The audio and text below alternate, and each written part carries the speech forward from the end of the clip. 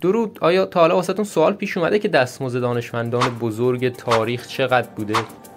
اگه آره، پس این ویدیو رو تا آخر ببینید تا از درآمد 11 تا از معروف ترین افراد در حوزه علم آگاه بشید. اینم بگم که در این ویدیو درآمدها به صورت معادل سازی شده با ارزش دلار امروزی آمریکاست.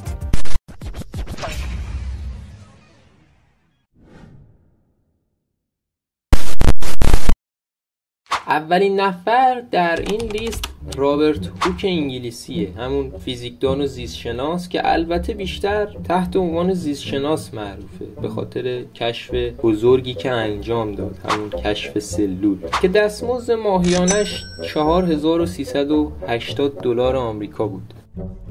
کارولین هرشل، اخترشناس آلمانی با درآمد ماهیانه 7199 دلار آمریکا نفر دوم این لیسته.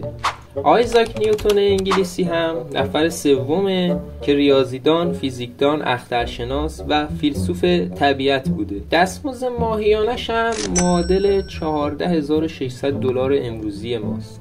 نفر چهارم این لیست هم ادوین هابل، اخترشناس آمریکاییه که احتمالاً اسمشو به خاطر اون تلسکوپ معروف هابل به خاطر دارید. با درآمد ماهیانه 20559 دلار امروزی ما در اینجای لیست قرار گرفته. نفر پنجم مایکل فارادی، شیمیدان و فیزیکدان بریتانیاییه که کارهای زیادی انجام داده از جمله کشف کلور مایع با درآمد ماهیانه 27429 دلار آمریکا. جورج واشنگتن هم نفر ششمه که گیاهشناس، آموزگار و مخترع آمریکایی بود. درآمد ماهیانش هم 28571 دلار امروزی آمریکا بود. نفر هفتم روزالیند فرانکلین، شیمیدان و بلورشناس اشعه ایکس انگلیسی بود که همراه با یه دانشمند دیگه‌ای به اسم ویلکینز نقش اساسی در شناسایی ساختار مولکول دی ان ا و آر ان ا داشت و درآمد ماهیانه این خانم فرانکلین 26078 دلار آمریکا بود. نفر هشتم هم خانم ماری کوری، فیزیکدان و شیمیدان لهستانی با تابعیت فرانسویه که درآمد ماهیانش 46709 دلار بود.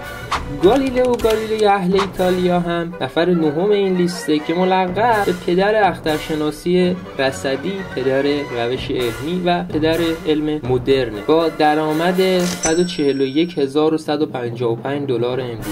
نفر یکی مونده به آخر و نفر دهم الکساندر فلمینگ که پزشک و میکروبیولوژیست اسکاتلندی بود و بیشتر به خاطر کشف آنزیم لیزوزیم و همینطور اولین آنتیبیوتیک مؤثر جهان یعنی همون پنیسیلین شناخته شده است. درآمدش هم 143978 دلار بود.